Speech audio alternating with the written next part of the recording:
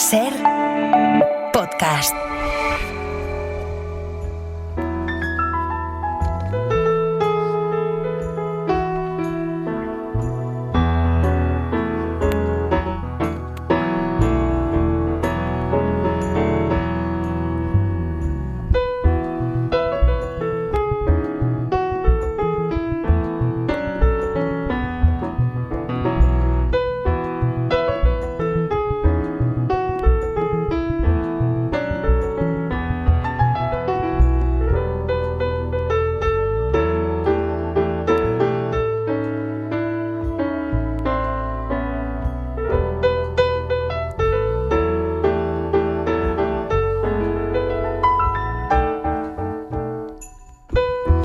Desde Berlín ya está Marc Bassets, corresponsal del País en Alemania. ¿Qué tal, Marc? ¿Cómo andas? Buenos días. Hola, Javier. Buenos días. Guten Morgen. ¿Cómo ha ido la semana? ¿En qué te ha ocupado? Bueno, diversas cuestiones, diversos temas. Estamos en la fase inicial de la coalición de gobierno de socialdemócratas y democristianos con Friedrich Merz, que está bastante activo, la verdad, viajando, y esta semana ha estado en Lituania. Viaje para ver a los soldados alemanes de la OTAN ahí, y mandando un mensaje que yo creo que es muy interesante, porque está viendo cambios. Bueno, ya hablamos cada semana de ello: cambios globales, cambios europeos, cambios alemanes, ¿no? Y Merz dijo algo en su primer discurso en el Bundestag que a mí me llamó la atención, y llamó en general la atención. Es que él quería que Alemania tuviese el ejército convencional, dijo, más fuerte de Europa, ¿no? Esto, que lo diga un canciller alemán y refiriéndose a Alemania, que sea un país desde el año 45, ¿no? La final de la guerra, el final del nazismo, muy reticente a todo lo que es ejército, fuerzas armadas, exhibición de fuerza. Es un cambio de mentalidad que viene dado por el contexto internacional y sobre todo por la guerra en Ucrania, por las amenazas de Putin, y también por el hecho de que Donald Trump lleva años, y sobre todo, y esto lo ha intensificado en las últimas semanas y meses, amagando con: voy a dejar de proteger a los europeos. Y esto para Alemania es un shock, ¿no?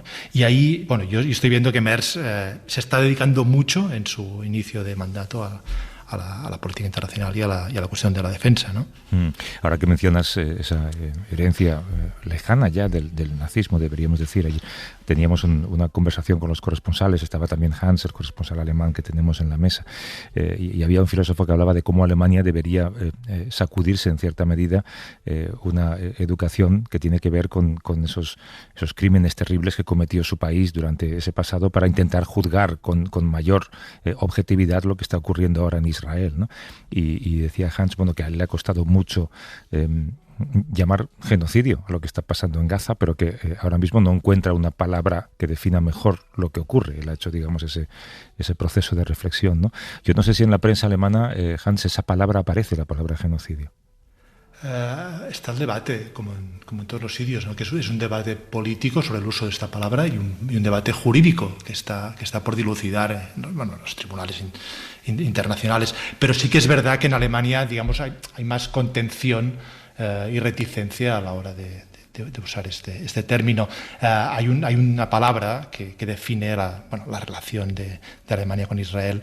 La acuñó Angela Merkel hace unos años, y es que dijo que la seguridad de Israel, la existencia de Israel, es una razón de Estado para Alemania. Esto es casi como decir que está en el ADN alemán defender la existencia y la seguridad de Israel. Pero incluso en esta cuestión empieza a haber un debate. O sea, quiere decir, se justifica evidentemente por la historia que Alemania tenga un apego especial a Israel, porque Israel existe en gran parte por el asesinato de 6 millones de judíos perpetrado por la Alemania nazi, pero esto significa que no puede haber críticas, que no puede haber condenas desde Alemania. Las hay, pero son mucho más, como sabes, mucho más apagadas que en otros países europeos y que en otros países del mundo. Pero precisamente hoy, en el Frankfurter Allgemeine Zeitung, que es uno de los grandes periódicos alemanes, la edición dominical, hay una entrevista con el encargado, ¿cómo se llama?, el comisionado contra el antisemitismo del gobierno alemán. Y él, que vela siempre porque no se desvíe ni ni un milímetro Alemania en esta cuestión, él admite que la razón de Estado tiene que debatirse y no debe ser un impedimento para juzgar lo que está pasando y lo que todo el mundo ve ante los ojos. Es interesante que haya un comisionado de antisemitismo, ¿no?, en Alemania. Sí.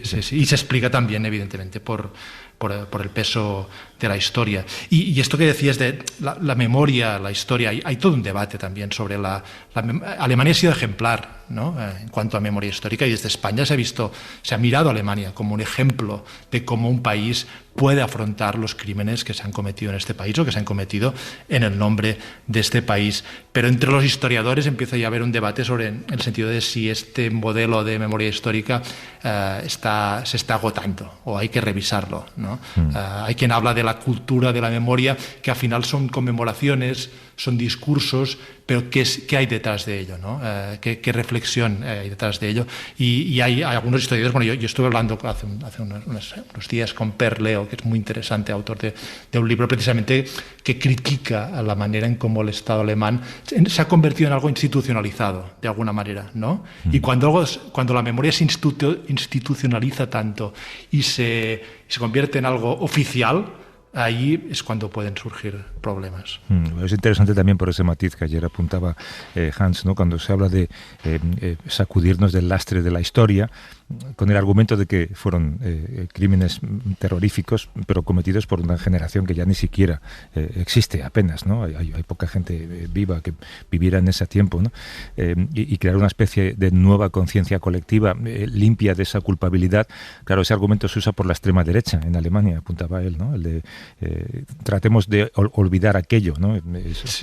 Sí, eso lo dijo, Donald Trump, no, Elon Musk, en un discurso, en un meeting de Alternativa para Alemania, el partido de extrema derecha intervino y dijo: olvidaos de la culpa, dejad de pensar en lo que hizo Alemania, estad orgullosos de ser alemanes. Yo creo que hay que distinguir entre la culpa, que evidentemente la culpa no es colectiva, y la culpa no se hereda, y la responsabilidad porque no vuelva a ocurrir algo que ocurrió y que partió desde Alemania. Y ahí hay no es un eslogan, es una frase en realidad, y un recordatorio que es el nunca más. ¿Y qué significa nunca más? Hay un filósofo israelí, Omri Böhm, que publicó hace un par de semanas en El País un artículo, un discurso que iba a dar en el campo de concentración de Buchenwald. Iba a dar este discurso y fue vetado por la embajada israelí en Alemania, y al final no lo dio. El País lo publicamos, y él distinguía qué significa nunca más. Nunca más a los judíos, y esto es muy importante para Alemania y para el mundo. Los judíos no pueden sufrir nunca más lo que sufrieron durante la Segunda Guerra Mundial. Pero ¿quiere decir solo esto, o quiere decir también nunca más masacrar, exterminar a una minoría, ¿no? Y este es el debate sobre el mensaje del nunca más, que el nunca más debería ser universal, en realidad. Había, no recuerdo qué historiador, hacía una cierta comparación, un paralelismo entre ese caso de exterminio durante el nazismo y la esclavitud en los peores años de la creación de Estados Unidos, ¿no? Y recuerdo que la escritora Toni Morrison, que murió hace unos años, decía que frente a esa deuda generalmente se producían dos fenómenos. Uno era el victimismo y otro era el revanchismo, y que ninguno de los dos era correcto, ¿no? Que había que mirar a la historia de otra manera, de una manera más global. No sé si es una buena comparación la que hizo aquel hombre, pero en fin.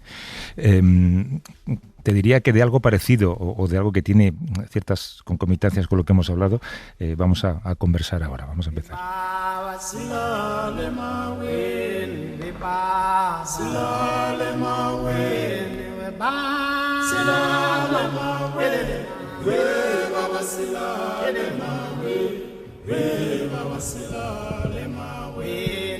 Baba silale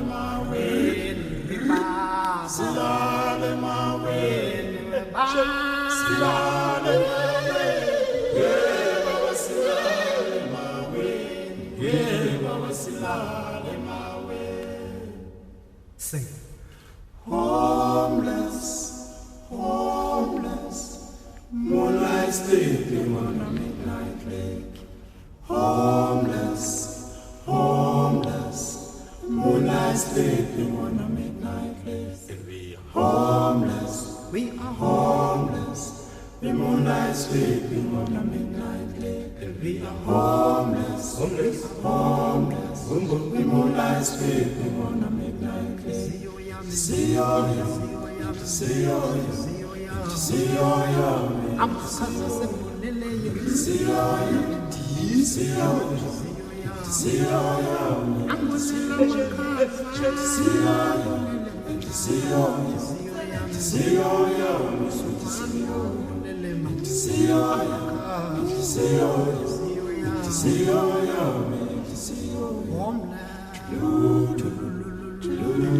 Me duele cortar esto, Omar. Yo creo que está en uno de los mejores discos de la historia del pop, ¿no? El Graceland.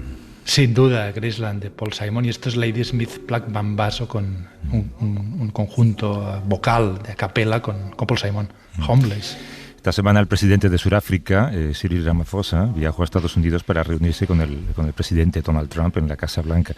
Y allí Trump reclamó a su homólogo por un supuesto genocidio contra los agricultores blancos del país, después de haber recibido en marzo de este año a 59 afrikaners como refugiados. Aquello fue una pantomima, ¿no? Agilizó un proceso que quienes huyen de la violencia real tardan años en resolver.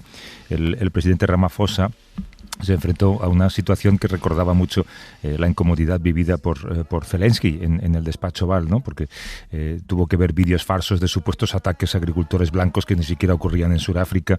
Intentó hablar con un presidente que en medio de una pugna por resignificar todo a su propio interés, a su propia conveniencia, ahora acusa a Sudáfrica de violentar solamente a la población blanca, obviando que la criminalidad que hay en ese país, que es real, ataca a las personas negras en particular, y no solamente por motivos raciales, sino por motivos de toda clase. Esa escena casi circense en la Casa Blanca tiene tantos detalles, ¿verdad? Ves lo que pasó, miras las caras, ves como un presidente de un país como Sudáfrica, que además yo creo que es una buena persona, tiene que asistir a una sarta de mentiras y a ser aleccionado como si fuera un niño en un colegio y aguantar, intentar defenderse, ¿verdad?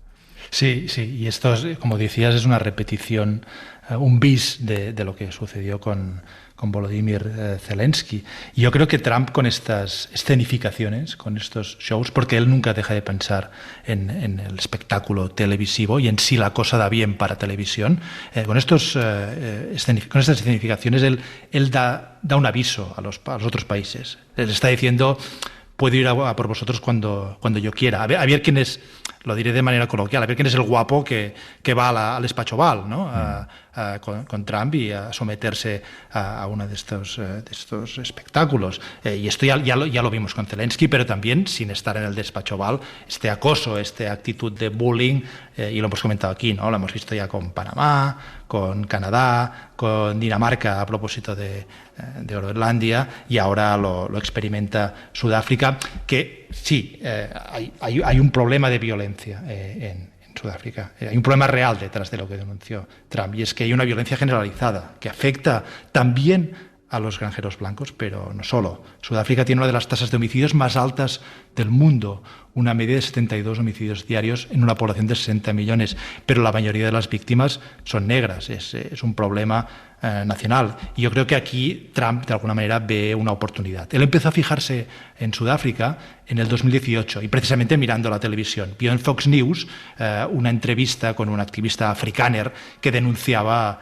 la persecución, y a Trump se le encendió la luz, y a partir de ahí desarrolló una especie de fijación que se convirtió en una verdadera obsesión al inicio de esta segunda presidencia en enero, por influencia en gran parte de Elon Musk, que es sudafricano y es blanco, aunque llega décadas sin vivir en Sudáfrica, pero que también difunde estos mensajes denunciando esta supuesta falso genocidio o matanzas de blancos. En marzo Trump suspendió la ayuda a Sudáfrica, como explicabas, ha acogido a refugiados, 59 refugiados blancos de Sudáfrica, hace estas denuncias de falso genocidio. Yo creo que todo esto, en el fondo, refleja, y más allá del espectáculo, más allá de las exageraciones de Trump, de sus provocaciones, refleja una filosofía de fondo, que es la del supremacismo blanco, que existe en Estados Unidos y existe en Sudáfrica, el país del apartheid, el régimen de apartheid que duró hasta principios de los años 90. Y el supremacismo blanco, yo creo que es uno de los fundamentos del trumpismo.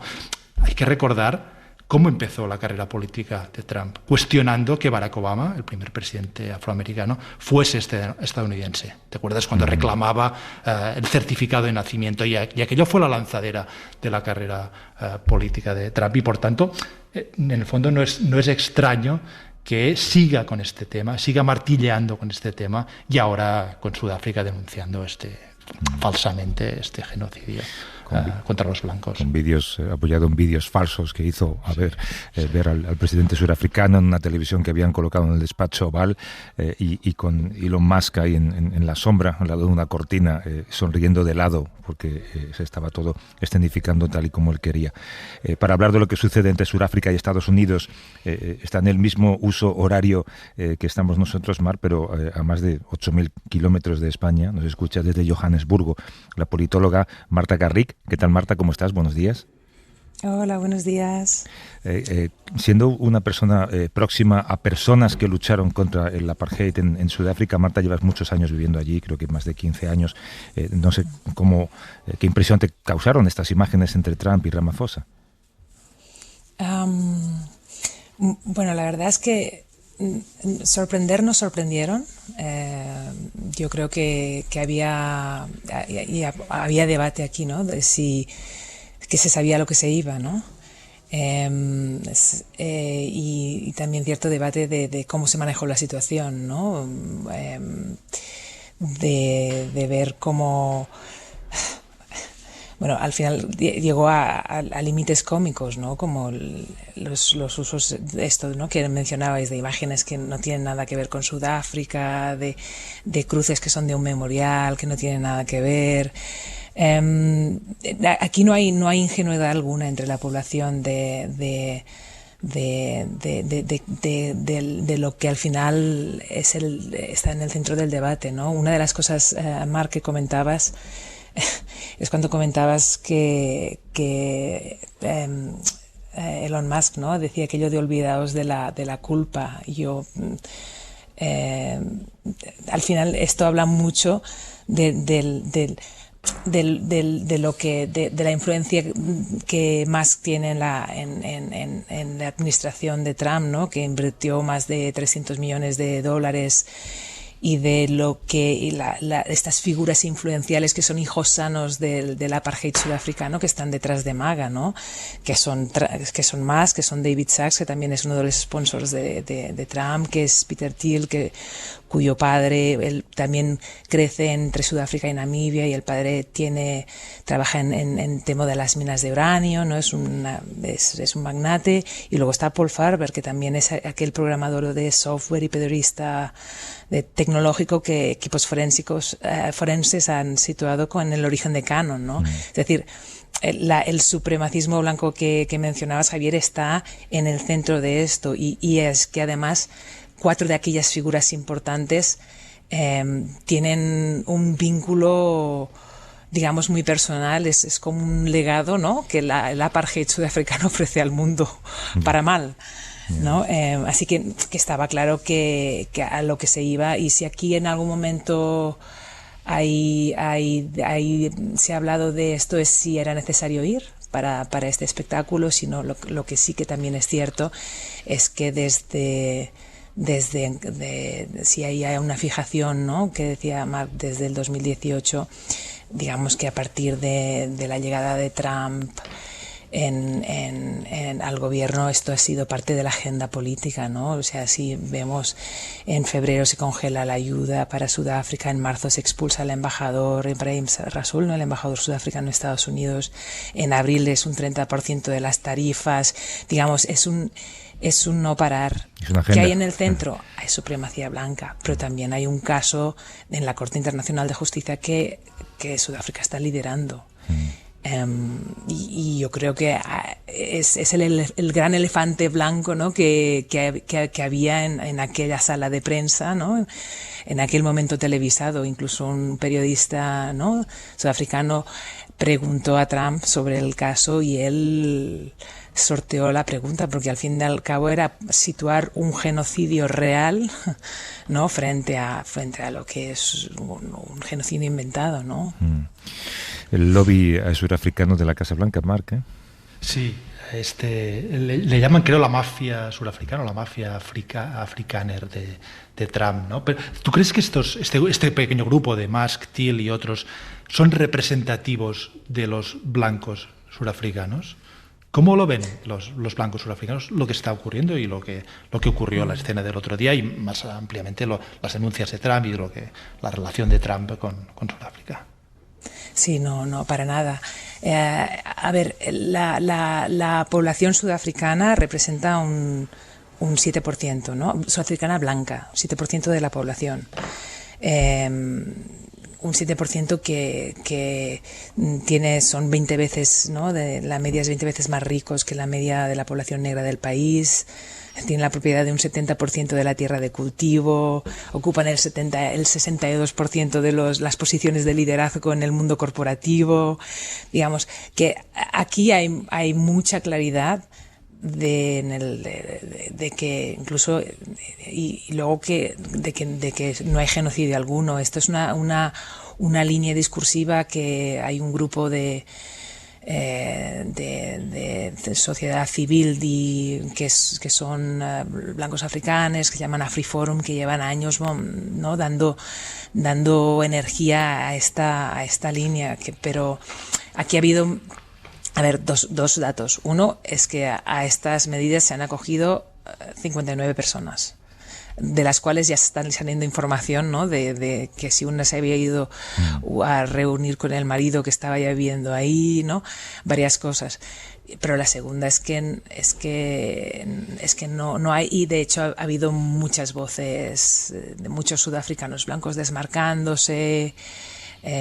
También la delegación misma, ¿no? que Ramaphosa lleva a la Casa Blanca es una delegación donde muy conscientemente hay representantes, digamos, del mundo de los negocios, del mundo del deporte, ¿no? Que son blancos y incluso tenemos un gobierno de unidad, ¿no? democrática, donde también hay partidos que propiamente han sido históricamente más bien han tenido el apoyo de la población blanca, ¿no? Digamos que aquí la población sudafricana tiende mucho a la broma y hay mucho jaraneo alrededor de esto, conscientes sin embargo de que esto es claramente una estrategia, y también muy conscientes de lo que aquí está muy claro. En un mundo donde la desinformación y donde las imágenes, ¿no? Cómo Trump sabe manejar el espectáculo televisivo, también el mensaje es diferente, ¿no? Y de hecho una de las críticas que quizás se le hacía a Ramaphosa es el decir que sabiendo lo que al final era un espectáculo, ¿no? televisivo el que se iba a ofrecer, ¿no? El haber preparado, digamos, más soundbites, más respuestas, ¿no? que ofrecer o más que totalmente desvirtuarán las imágenes, pero claro, es que también llegas ahí y te pone imágenes que ni son, ¿no? ni tienen nada que ver con Sudáfrica. Yo creo que hasta cierto punto también te hace un poco un corte de cintura. Sí. Había momentos en que se le veía un poco torcer el gesto, como diciendo, madre mía, ¿por dónde empiezo? Si eso ni siquiera es sudafricano. Desde Johannesburgo nos ha atendido la politóloga Marta Garrick. Mil gracias por la conversación, Marta, cuídate mucho. Muy gracias a vosotros. Hasta luego. What a feast. She really is a delicious beast. Tell me, when it is not a little figure. Nobody knows, nobody knows. When it is not a little figure. Nobody knows, nobody knows. También sudafricana, Miriam Makeba, ¿no? Miriam Makeba, exacto. Sí. Que Marc, gracias por la conversación y la preparación. Cuídate, un abrazo. Gracias, Javier, un abrazo. The more I scratch, everybody now scratch me back. A little higher. Scratch me back. It really is a fact. The less I itch, the more I scratch. Everybody now heard it in not a little figure. Nobody knows, nobody knows. Para no perderte ningún episodio, síguenos en la aplicación o la web de la SER, Podium Podcast o tu plataforma de audio favorita.